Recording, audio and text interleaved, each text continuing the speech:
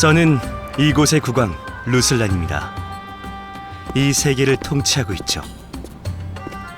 저에겐 아주 오래된 질문이 하나 있습니다.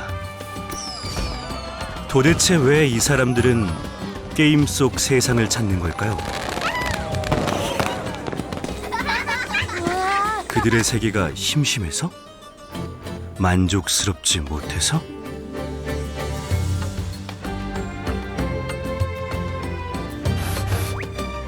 이 책 속에 답이 있지는 않을까요?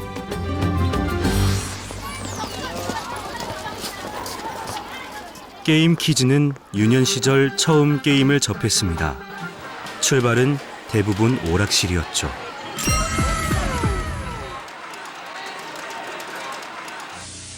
현대 콤보이 출동! 슈퍼마리오 버블버블 메가맨 3D 닌자 거북이 신나고 재미있는 현대캄 컴보이 따뜻한 마리오 드래곤 퀘스트. 청소년 시절엔 PC를 이용해 CD 게임과 온라인 게임을 즐겼습니다. 방과 후 PC방은 필수 코스. 그 과정에서 PC방이 크게 성행하기도 했죠. 성인이 된 지금은 모바일을 이용해 때와 장소를 가리지 않고 게임을 즐깁니다.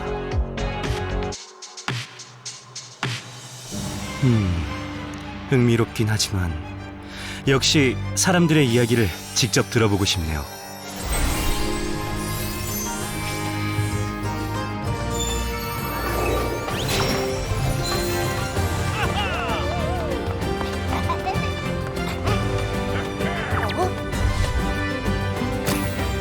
게이머인 당신에게 질문합니다.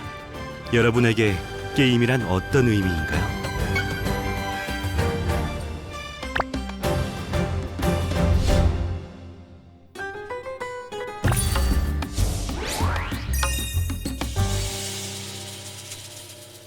저는 가스파드라는 필명으로 웹툰 연재를 하고 있는 웹툰 작가이고요.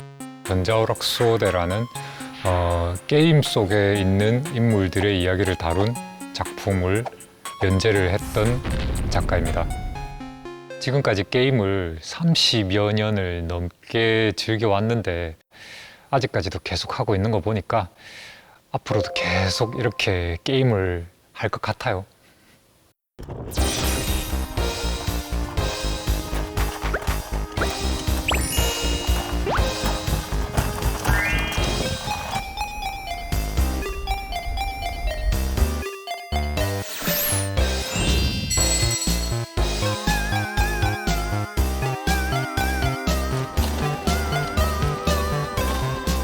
요즘에 초등학생 친구들도 게임을 많이 좋아하는 걸로 알고 있어요. 그리고 저도 어릴 적에 즐겁게 했던 게임들이 있었기 때문에 제가 어릴 때 했던 게임도 소개해보면 좋지 않을까.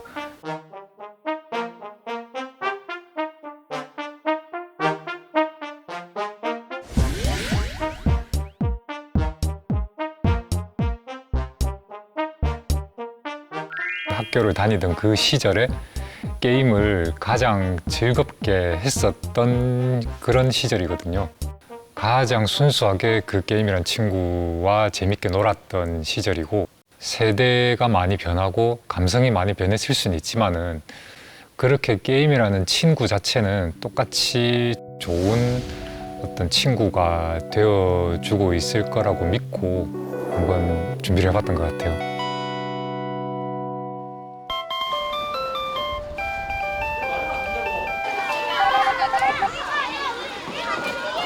이 친구가 이겼네. 일단 1승. 1P, 2P거든요. 1P. 둘이서 서로 앞으로 때려가지고 이겼으면 다시 하면 되지. 오, 살아났어. 점프, 점프. 와. 닌자 거북이, 쿵푸, 그다음에 얼론 파이트, 뭐 그런 어떤 함께 할 수 있는 게임들을 많이 골라봤거든요. 요즘 멀티플레이처럼 인터넷상으로 멀리서 하는 게 아니라 바로 옆에 앉아가지고 목소리로 야 저거 깨라, 저거 먹어라, 이거 부숴라 막 이렇게 하는 그 아우라 자체에서 나오는 어떤 그 공기와 어떤 그 서로 육성이 직접 귀에 들리면서 서로 누가 먼저 못하면은 상대방을 타박하기도 하고 야야야야야 미안해. 약간 그런 어떤 티키타카에서 오는 그런 행복도 있었거든요. 그래서 그런 것들을 실제로 좀 경험하게 해주고 싶었어요. 네. 재밌었어요. 다른 사람이랑 같이 하는 건 재밌는데 인공지능이랑 하는 건 너무 쉽게 이기잖아요. 두 번은 얘가 이겼는데 마지막은 제가 이겼어요. 그냥 화질이 그런데 총 쏘는 건 다 똑같아요. 때리거나. 재미는 저게 더 재밌는 것 같아요. 즐거움이라는 가치가 저는 세월이 지나면서 어떻게 보면 구식이 되고 빛을 발하고 그럴 수도 있다. 그래서 요즘 더 좋은 것을 즐기는 세대에게는 뭔가 더 이상 즐겁지 않을 수도 있다라고 혼자 지레 판단을 했었던 것 같은데 결국 단순한 말이지만 좋은 건 안 변하는구나. 좋고 즐거운 거는 누구에게나 즐겁고 그런 가치들은 변하지 않는구나.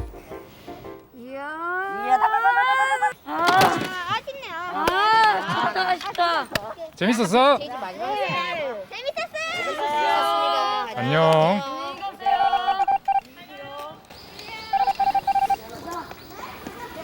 보통 학교에 가면 그 게임을 좋아하는 친구들은 항상 게임에 대해서 이야기를 많이 하고 싶어 하잖아요. 재밌으니까 같이 하자고. 어린 시절에도 제가 친구들한테 게임을 소개하고 이런 역할들을 자주 하게 됐었는데 제가 커서도 여전히 좀 그런 일들을 하고 있는 것 같아요. 네. 그래서 이 수호대 같은 경우는 작품을 할 때 제가 게임을 하면서 느꼈던 즐거움과 만화를 보면서 느꼈던 즐거움을 다 같이 느끼셨으면 좋겠다라는 취지가 있었어요.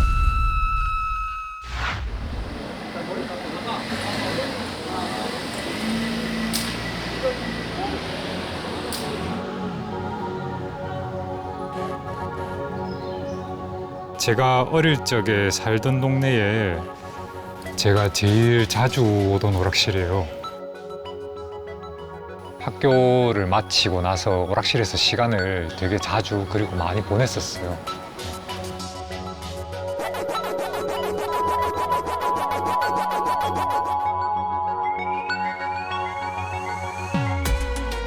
(1975년) 전자오락실은 한국에서 첫 정식 허가를 받았습니다.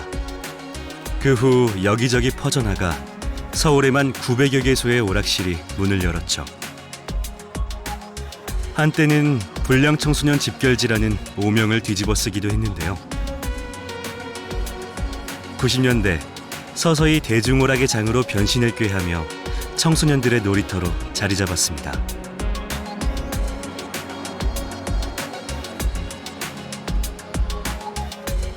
한국 게임 키즈의 산실이었던 오락실.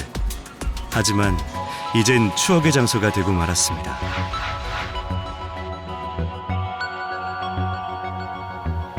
갈수록 오락실이 없어져 가니까 언젠가는 없어질 수도 있겠다라고 생각은 했지만 막상 또 이렇게 실제로 되게 즐겨 오던 곳에 왔는데 정말로 문을 닫은 거를 눈으로 확인하니까 기분이 좀 묘하긴 하네요.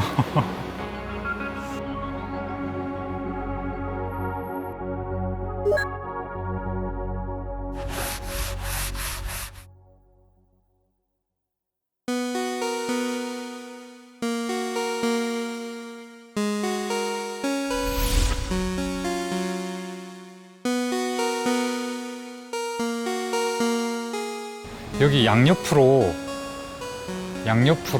그냥 오락기가 이렇게 쫙 이렇게 있었어요. 요즘에는 오락실 가면은 다 동전을 바꿔주는 기계가 있지만 그때는 제일 안쪽에 사장님이 직접 동전을 바꿔주셨었거든요.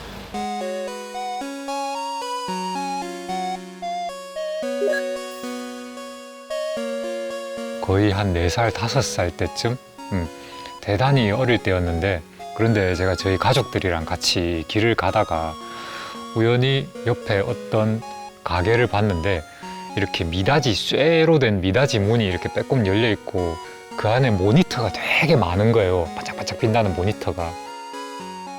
그래서 그걸 보고 저희 부모님한테 저게 뭐냐라고 물어봤더니 오락실이다, 한번 가볼래? 이래가지고 처음으로 방문을 해봤던 게 제 오락실의 첫 기억이에요.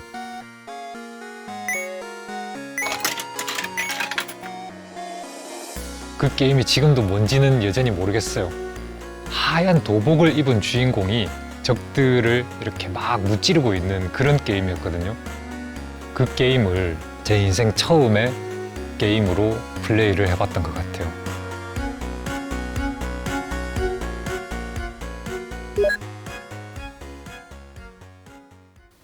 저는 오락실이 되게 즐겁고 재밌게 그런 즐기는 공간이기도 했지만은 저 같은 경우는 되게 안락한 공간이기도 했거든요. 왜냐면은 제가 어릴 적에 저희 집안의 부모님들이랑 저희 가족들이 많이 바빴어요. 제가 학교를 마치고 나면은 집에 돌아오면은 아무도 없었어요. 집에 불도 다 꺼져 있고. 그런데 식탁 위에 항상 저희 어머니 쪽지가 놓여져 있었거든요.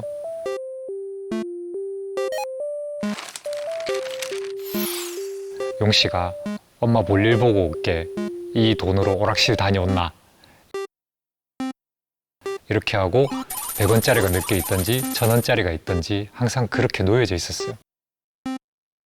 그리고 오락실에서 재밌게 게임을 하다가 집에 돌아와 보면은 가족들이 다 와 있는 거죠. 집에 아무도 없고 불 꺼져 있고 차가우면 그게 좀 외롭게 느껴지고 섭섭할 수도 있잖아요. 그런 집에 들어와도 집에 들어가기 싫다거나 그런 차가운 공간이 외롭다거나 그렇게 느껴본 적이 한 번도 없어요. 왜냐면은 항상 오락실 다녀오라는 그 쪽지와 동전이 있었기 때문에 오락실에서 아무 걱정 없이 즐겁게 게임을 할 수 있었거든요. 그래서 그런 것들이 제가 오락실을 안락하다고 느꼈던 포인트이기도 하고 제가 어떻게 보면은 보육의 역할도 했다고 말씀을 드렸던 게 그런 느낌도 섞여 있어서 그런 것 같아요. 너무 어릴 적에 저는 게임을 만났잖아요. 만약에 가장 제가 오래되고 친한 친구가 있다면 뭐 남사스럽게 뭐 좋다 싫다 뭐 감정 표현하고 이런 거 안 하듯이 게임은 그것만으로도 저한테는 충분하고 그 이외에 다른 무언가를 지닐 필요는 없는 그런 그 자체로 저와 함께 계속 가졌으면 좋겠는 그런 존재예요.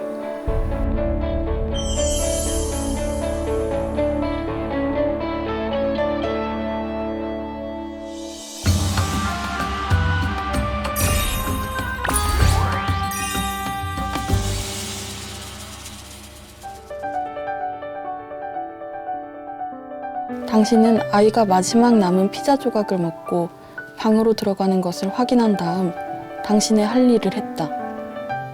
서재 컴퓨터에 게임을 설치해 게임을 한 것이다. 네, 오늘 만나볼 주인공은요, 탁월한 여성 서사로 주목받고 있는 젊은 작가분이십니다. 소설집 당신 엄마가 당신보다 잘하는 게임의 저자 박서련 작가님과 함께합니다. 안녕하세요. 안녕하세요.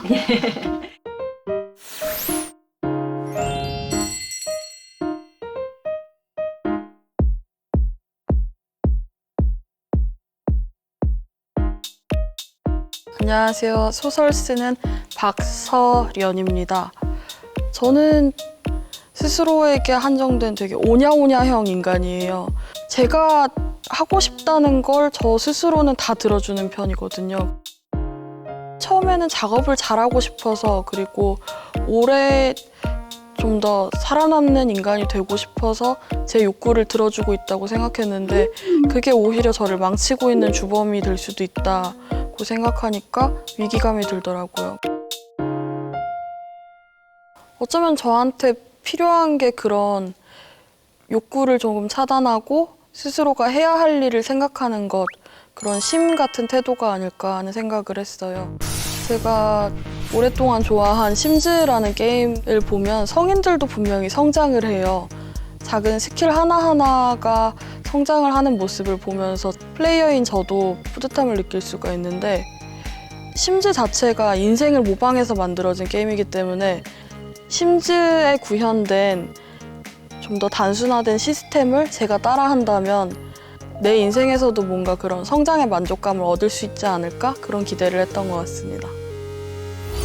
그래서 이번에 한번 심즈처럼 살아보기를 해보려고 합니다.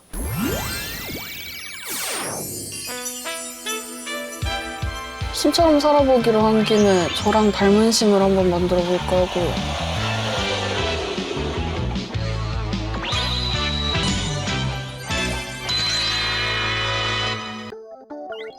세계 최초의 생활 시뮬레이션 게임 심즈. 이 게임은 특히 여성들에게 큰 인기를 끌었습니다.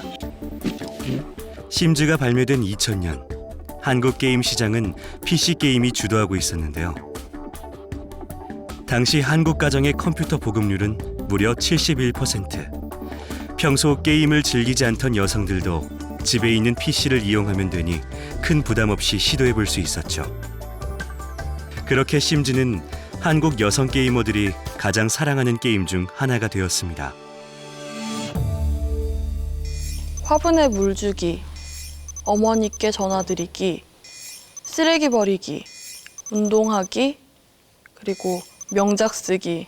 심들은 작업 목록에 제가 무엇을 하라는 명령을 올려두면 컨디션이 허락하는 한 그것을 반드시 해냅니다.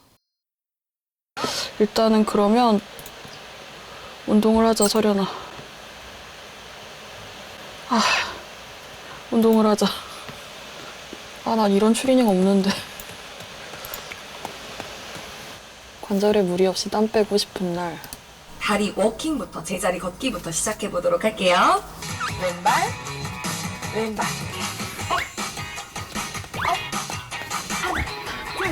저는 그동안 운동을 거의 전혀 하지 않은 몸이라서 20분은커녕 5분이 넘어가는 것조차 너무 괴로운 거예요.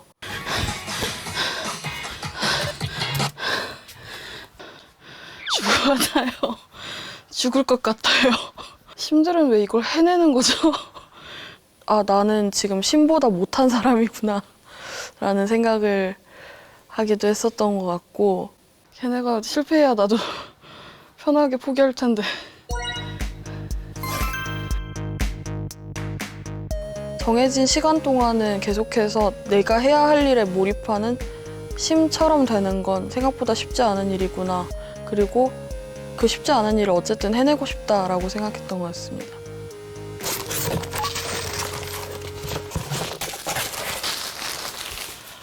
심들 쓰레기 꺼낼 때 이러는데 이병헌 씨류의 이빨 많은 미소를 지으면서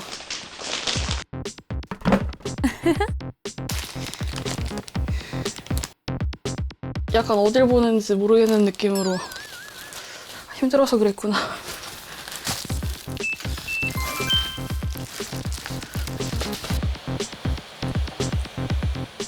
놀라운 성취로군요. 서련은 책 한 권을 다 쓰는데 성공했습니다. 지금 너무 감동적인데 이 친구가 해냈으니까 저도 해야 된다는 생각을 하니까 약간은 복잡하네요, 심정이. 근데 잘했다.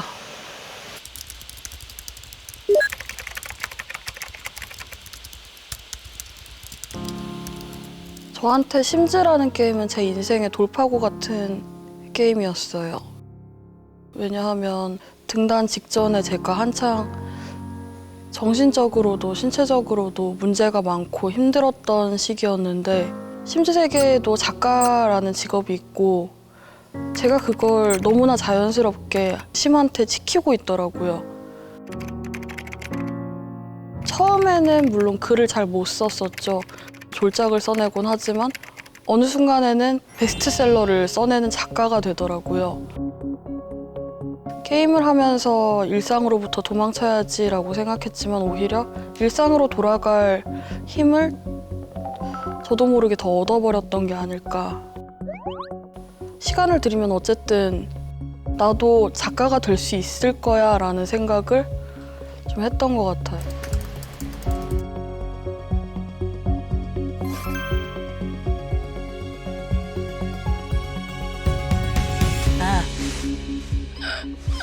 심들에게도 사교 욕구라는 것이 있고 사교 활동을 너무 오랫동안 쉬면 현실 인간들이 그렇듯이 생활의 능률이 대폭 떨어지고요.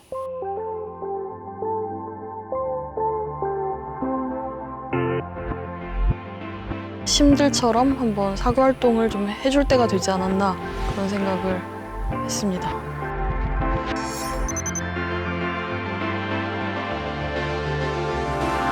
오늘 준비한 게임들은 10 끝났습니다. 초기 카드를 가져가세요. 너를 최고 사랑해. 결혼하자. 이 별보다 너를 사랑해. 누군가하고 친해지고 싶을 때 보드게임만큼 좋은 핑계가 또 있을까 싶어요. 뭐를 해야 될까? 수민 차례인가 출제? 흥민이 스타 할 줄 알아? 그래도 많이 해. 아무래도 보드게임을 하려고 모였다 보니까 게임 이야기를 굉장히 자연스럽게 하게 되더라고요. 근데 이건 걸 우리도 왜 좋아할까? 게임을. 우리는 왜 게임을 사랑할까라는 질문으로 시작해서 여러 가지 게임과 관련된 추억과 기억, 이야기들을 공유한 다음에 그리고 최종적으로는 우리 모두가 성장하는 과정에서 게임을 거쳐왔다. 그 결론에 다다른 게 저한테는 굉장히 의미 깊은 일이었던 것 같아요.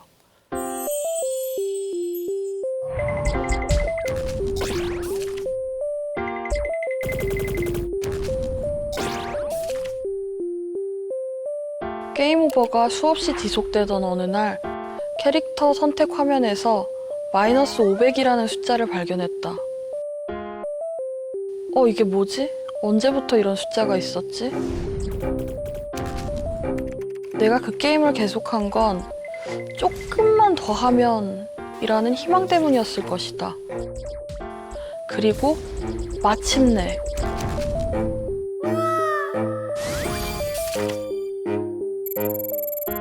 패널에 뜬 숫자는 마이너스 500에서 1로 바뀌어 있었다. 조금 눈물이 날 것 같았다. 나는 그 단 한 판을 이기기 위해 500번의 패배를 견딜 수 있는 사람이었다. 그렇기에 그것은 성장이었다고 말하고 싶다.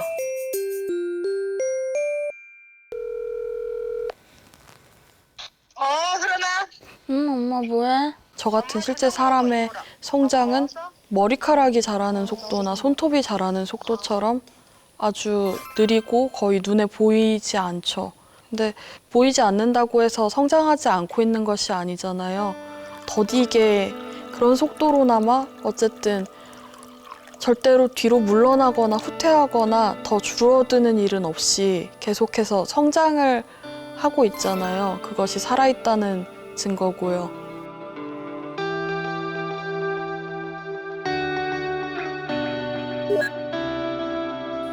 저에게는 게임이 성장 그 자체보다는 성장을 위한 연습에 좀 더 가까운 것 같습니다.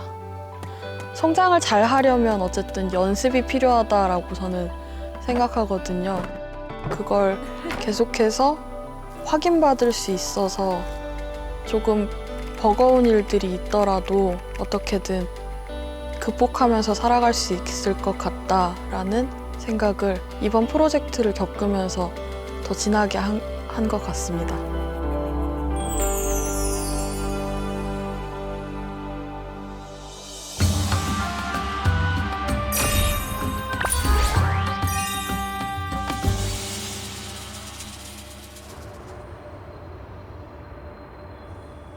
서울하고 대구를 오간 지는 한 4년 정도 된 것 같고요. 공연하는 일들 때문에 이동이 좀 잦은 편인데요. 특히 해외 공연을 할 때나 지방 공연을 할 때 악보를 보는 시간 외에는 게임을 달고 살기도 하는 것 같아요.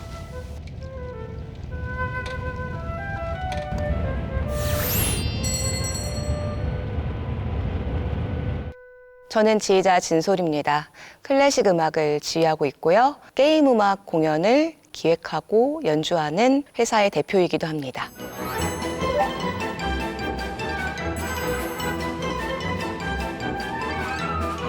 게임 음악을 앙상블이나 오케스트라로 연주하기 시작한 건 4, 5년쯤 됐네요. 마을에 앉아 있을 때 들려오는 OST 음악이라든지 뭐 전투를 할 때 나오는 음악이라든지 하는 게 반복적으로 들리면서 특별한 그런 추억을 이렇게 깃들게 하거든요. 제가 전공했고 몸담고 있는 음악이라는 존재와 그리고 제가 되게 즐기고 좋아하는 게임이라는 친구 같은 존재를 잘 이렇게 버무려서 공연을 재밌게 만들어 보려고 합니다. 안녕하세요. 안녕하세요. 비가 엄청 와가지고 지금. 오늘 날씨 너무 안 좋죠?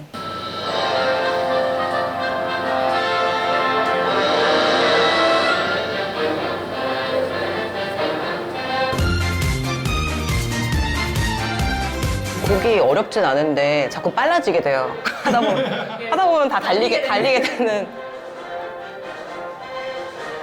여기도 빨라지고. 게임 음악 오케스트라 공연의 경우에는 다른 영화 음악이나 애니메이션 콘서트보다 관객층이 굉장히 예민하다고 저는 생각해요. 게임을 하고 있을 때 계속해서 들려오는 음악이기 때문에 반복적인 청취로 인해서 훨씬 더 자신에게 친근하고 익숙한 음악을 듣게 되는 거거든요. 약간 딜레마인 것 같아요. 약간 조금 더 욕심을 부리면 본 것과 다르다고 얘기하고 그렇다고 좀 다 빼버리면 이거 왜 편곡 이렇게 됐어? 맞아요. 이렇게 돼요. 우리가 게임 유저의 마음을 대변한 사람으로서 또는 게임 유저로서 게임을 사랑하고 그때 추억에 깃든 만큼 원곡을 살리고 싶은데 이게 미디로는 괜찮은데 실황 공연에서는 조금 이게 우리가 배운 관현악법적으로 훨씬 좋잖아 라는 전문성이 있을 수 있잖아요. 그런 부분에서 계속 갈등이 있어요. 그래서 이렇게 유저의 마음과 또 편곡자의 마음으로서 왔다 갔다 하면서 어떤 게 더 좋은 효과를 낼 수 있을까 이런 딜레마에 항상 빠져 있습니다.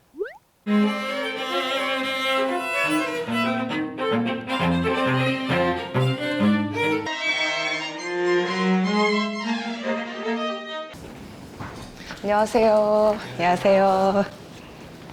저희가 오늘 조금 이제 수석 선생님들만 함께 모여봤는데요. 멘션 댄스 배틀부터 한번 볼까요? 3, 4.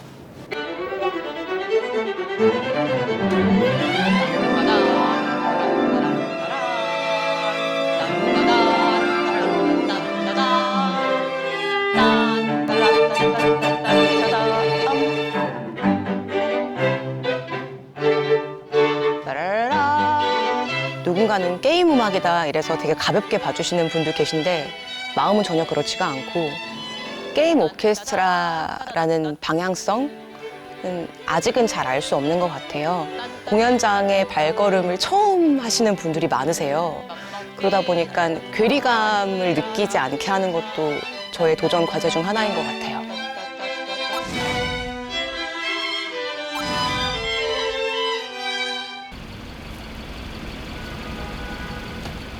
좋게 말하면 무게감이고 나쁘게 말하면 중압감 이런 진지함이 항상 있어요.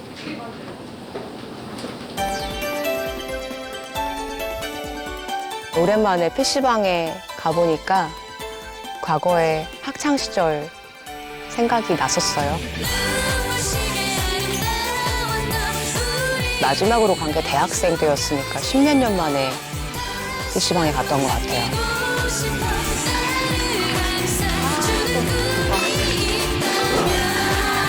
그래도 꼴찌는 안 했어요.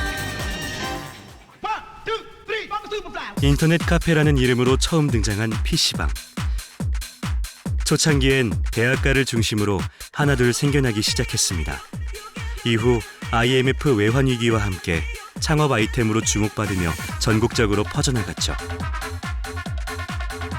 빠른 인터넷 속도와 고사양의 PC, 1시간에 1,000원 남짓의 저렴한 가격 덕에 청소년이 즐겨 찾는 장소이기도 했습니다.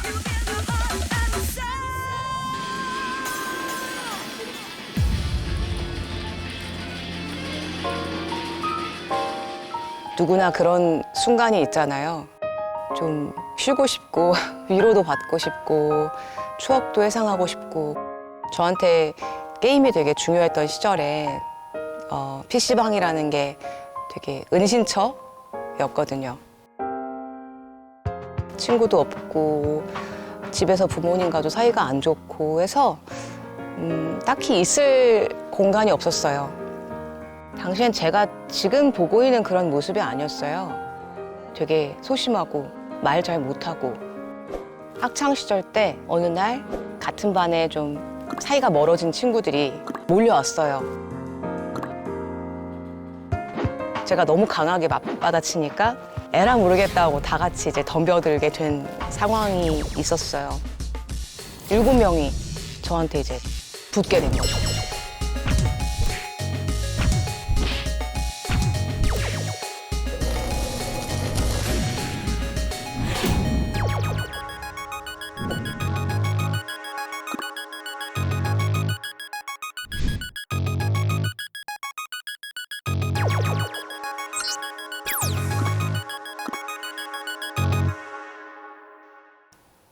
대 중반의 꼬맹이가 어딘가에 갈 곳은 없고 어차피 칭찬받기는 글렀고 외로운 환경에 돈도 없고 근데 또 내가 약자라는 생각은 있거든요. 그래서 어딘가에 약간 속해 있고 싶고 좀 안정되고 싶은데 그곳이 바로 그런 곳이었다.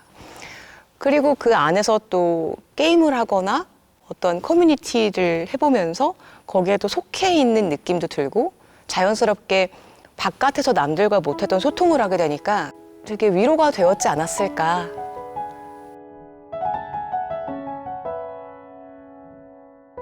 저는 음악이 그리고 게임이 사람을 위로할 수 있다고 믿고 있어요. 잠깐 동안의 그 앉아 계신 시간 동안 내가 하고 있던 게임의 추억 속으로 들어가서 삶의 위로가 되는 기억을 드리고 싶다. 이런 생각이 항상 있습니다.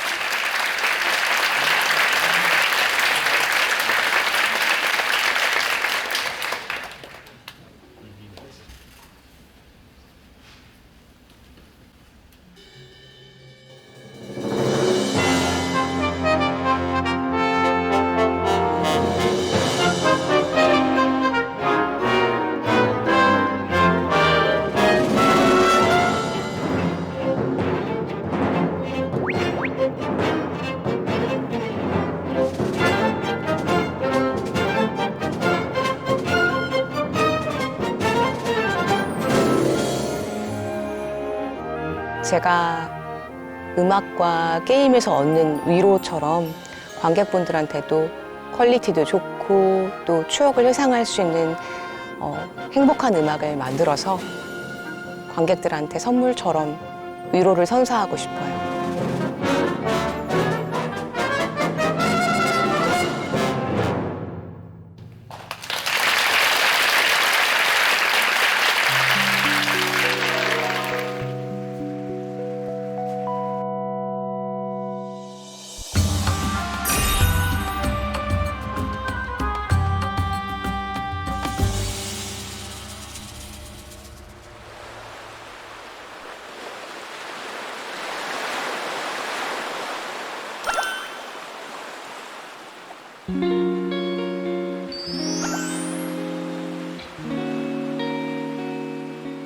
저는 게임을 연구하는 게임 연구자 박이선입니다. 나 여기 3번 게이트 앞에. 오케이. 오, 나 여기 있어. 저는 게임에 관심이 많은 큐레이터 권태현입니다. 오랜만이네. 잘 있었어? 그럼. 잘 있었어? 왜 이렇게 웃긴 거야? 저희는 10년지기 친구이고요. 연구도 같이 하고 게임도 같이 하는 동료입니다. 그렇죠. 저희는 10년 전에 같은 과, 같은 전공 수업에서 만났어요. 태연 씨는 시각예술을 공부하고 저는 문화연구를 공부하면서 게임으로 서로 이제 접점이 생겼어요. 둘 다 게임도 너무 좋아하고 그래서 뭔가 연구 동료이자 게임 친구이기도 한 상태입니다. 맞아요. 사적으로 공적으로.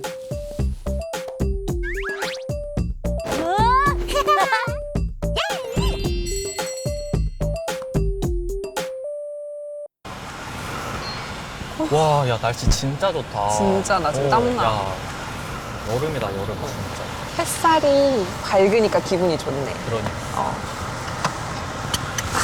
나는 프로젝트 우리가 2년 넘게 하면서 진짜 우여곡절이 많았다고 생각해. 진짜 많았지. 맞아. 아니 그리고 생각보다 되게 길어지기도 했잖아. 처음에 우리 사실 그냥 야 플래시 게임 장례식 치러주자 약간 요런 그냥 기획이었잖아. 한 2017년 그쯤인가 플래시가 죽는다라는 경고창이 뜨기 시작하는 거예요. 보안 문제 때문에 이제 이 프로그램은 더 이상 쓰지 말자라는 경고창이 막 뜨면서 뭔가 어린 시절의 친구를 잃는 듯한 기분이 들었어요. 이 친구의 죽음을 그냥 헛되이 보내면 안 되겠다 싶어서 장례를 치러주자라는 생각을 했습니다. 저희 웹사이트의 전체적인 컨셉트가 옛날 윈도우 인터페이스에 옛날 윈도우 월페이퍼 이런 식으로 연출을 해놓고 거기에 이제 아주 전통적인 장르 행렬을 이렇게 만든 아트워크가 또 겹쳐지기도 하고요. 플래시가 있었을 때 당시에 인터넷의 역사는 어땠을까? 혹은 좀 더 넓혀서 그 당시에 사회에는 어떤 역사가 있었을까? 해서 타임라인을 먼저 이제 기획을 해 두었고요. 어렸을 때 플래시 게임을 정말 많이 하면서 자랐거든요. 뭐 학교 컴퓨터실에서도 하고 집에서도 하고 친구네 집에서도 하고. 저도 어렸을 때 플래시 게임을 했던 게 너무 좋은 추억으로 남아있고 제가 실제로 너무 좋아했던 게임들도 플래시 기반으로 돌아갔던 것들이 많았고요. 저희 나이 또래에서 플래시 게임은 정말 필수적인 경험이에요. 누구나 어렸을 때 게임을 하면서 자랐는데 그게 가장 첫 게임이 플래시 게임이었거든요. 말 그대로 남녀노소 쉽게 인터넷 어디 사이트에 들어가면 편히 무료로 게임을 플레이할 수 있었기 때문에 플래시가 남긴 뭐 다양한 측면들이 있지만 뭐 유저 창작을 활성화시키고 더 인터넷에서의 창작 문화라던가 이런 거를 촉진하고 굉장히 많지만 무엇보다도 더 많은 사람들이 게이머가 되도록 했다라는 거. 근데 그렇게 어렸을 때부터 해왔던 것, 오랫동안 경험했던 것을 잃는 것에 대한 상실은 굉장히 크죠. 그 기술은 없어졌어도 그 기술을 경험한 사람들, 그 사람들의 기억, 그리고 그 사람들의 경험 이런 것들은 사라지지 않기 때문에 또 중요했던 것 같아요. 근데 되게 재미있었던 거는 저희는 한 번도 해외 홍보를 해본 적이 없어요. 이상하게 어느 날부터 막 아랍어와 터키어, 스페인어 이런 외국어들로 추모 공간에 글이 달리기 시작하는 거예요. 이 플래시에 대한 경험 그리고 플래시 게임에 대한 경험 같은 것들이 와 국경이 정말 없구나. 사실 프로젝트를 하면서 제일 감동적이었던 게 저렇게 수많은 외국인들이 공감해 주었던 거이기도 한 것 같아요. 사실 저희가 프로젝트 진행하면서 오프라인 전시도 같이 하고 싶은 마음이 있어서 좀 알아보기도 하고 오프라인 전시를 할 때 참고할 점이 굉장히 많겠다. 저희가 하는 것들을 많이 이해해주고 계시겠다라는 생각에 제주도에 가서 컴퓨터 박물관에 바로 찾아갔습니다.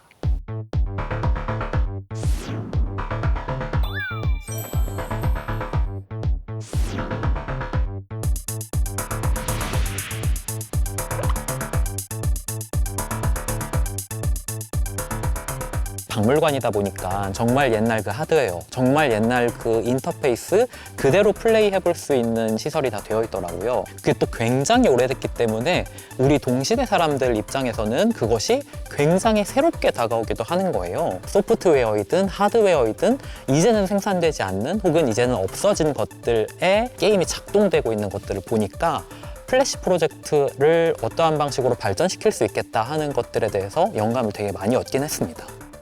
안녕하세요. 안녕하세요. 안녕하세요. 온라인으로만 네. 연락하고 저희 뭐 메일로도 이렇게 맞아. 교신하다가 뵌 건 네. 처음이에요. 네, 이사님, 태연님 이렇게 실물로 되니까 반갑고. 저도요. 사실 저희가 RIP 플래시 프로젝트를 진행하면서 컴퓨터 박물관에서 사실 도움을 많이 받았어요. 그래서 일단 가장 큰 목적은 컴퓨터 박물관 관람도 있지만 저희가 감사 인사를 또 드리러 찾아뵌 거기도 해요.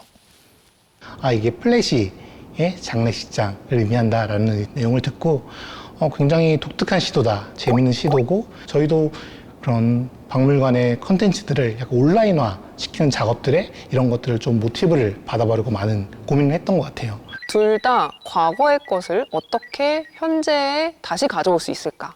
그리고 그것들을 지금의 사람들에게 어떻게 보여줄 수 있을까? 같은 것들을 같이 고민하는 그런 분이었던 것 같아요.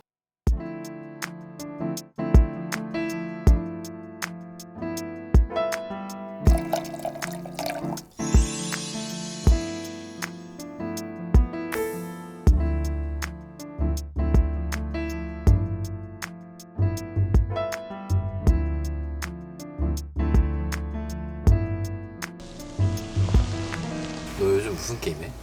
나 요즘 핸드폰 게임밖에 안 해. 그날은 RIP 플래시 프로젝트의 마무리를 같이 하면서 그동안의 소회도 함께 나누고요. 그리고 우리가 사랑하는 게임 이것들을 다시 한번 생각하면서 좀 더 돈독해지는 그런 계기였기도 하고요. 아니 너 막 강의하고 그리고 막 글도 쓰고 맨날 밤낮 없이 일하는데 게임할 시간 어떻게 내?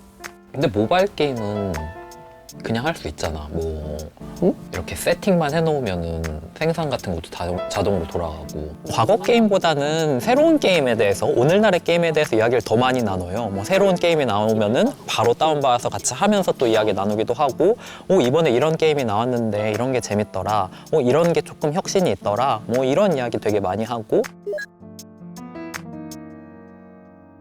저는 이제 뭐 미학 혹은 감각 이런 것들을 고민하는 사람이다 보니까 게임을 단지 게임이라는 대상뿐만 아니라 세상을 감각하는 방법 중에 하나라고 생각을 해요. 지난 학기에는 제가 내러티브와 이미지라는 과목을 맡았어요. 우리가 일상적으로 접하는 이미지나 이야기들을 매개하고 있는 그 모든 것들에 대해서 사실 이야기를 나눠요. 기구라. 동식이를 며칠 저는 요즘에 모바일 게임을 중심으로 좀 연구를 하고 있어요. 모바일 게임, 제가 가장 많이 하는 게임이기도 하고요. 저는 옛날 그 플래시 때도 그렇듯이 되게 접근성이 높은 게임, 진입 장벽이 낮아서 누구나 할 수 있는 그런 게임에 좀 계속 관심을 가지는 것 같아요.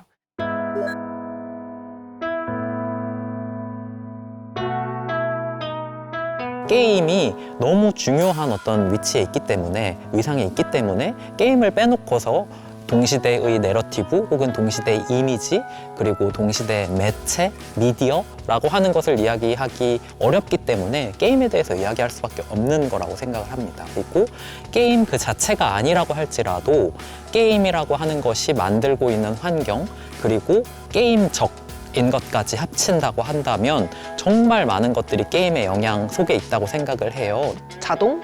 스스로 진행되는 게임? 그런 게임들을 하는 사람들이 왜 하나? 2010년대 중반을 기점으로 우리는 자동화된 게임이라는 장르를 만나게 됐고, 일상의 시간과 게임의 시간이 막 겹치는 그냥 이런 세상 속에 살고 있는 거죠. 일단 계속 붙잡고 있을 필요가 없다는 게 제일 중요한 것 같아요. 점검 시간 이외에는 계속 켜져 있다고 보시면 점점 더 게임은 삶에 더 밀접해지는 방향으로 흘러갈 거예요. 그래서 저는 앞으로 이 게임계에서 어떤 일들이 펼쳐질지 많은 기대를 하고 있고요. 또 어떠한 새로운 연구 주제를 찾을 수 있을지 또 기대를 하고 있습니다.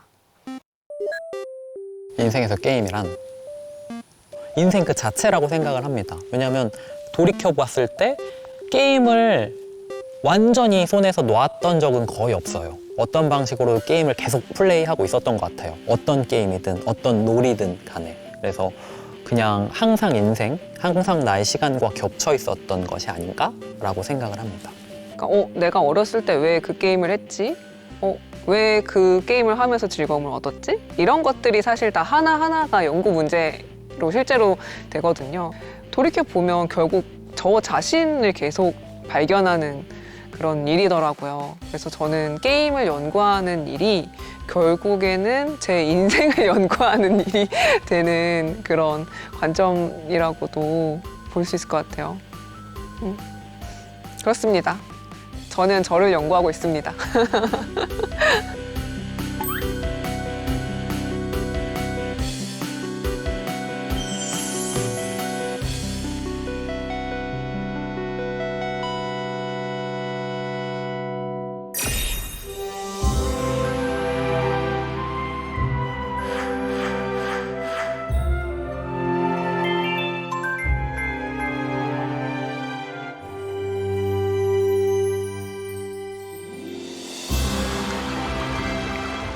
가슴이 웅장해지네요. 제 눈에 흐르는 건 땀입니다. 게임이라는 단어 뒤에는 친구, 성장, 위로, 인생, 누구에게나 소중한 삶의 요소가 있었습니다.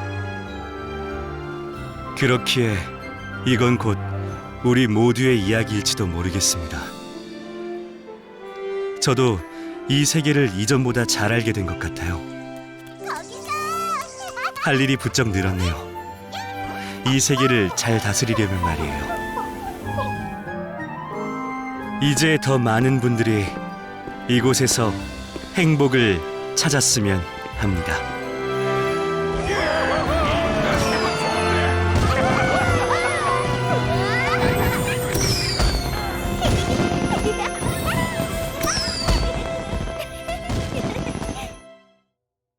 게임과 예술하면은 저 침착맨 아니겠습니까? 게임은 예술이다? 동의하시는 분? 게임은 예술이라고 생각합니다. 게임도 예술적 가능성, 예술적 속성을 지닐 수 있는. 과연 예술일 수 있느냐. 그거 진짜 그 미학 강의 3주분 해야 되는 건데.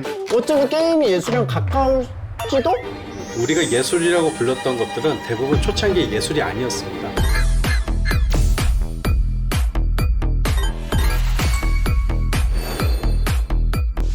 가끔 이걸 예술적이라고 말해주는 사람들도 있어요, 이게.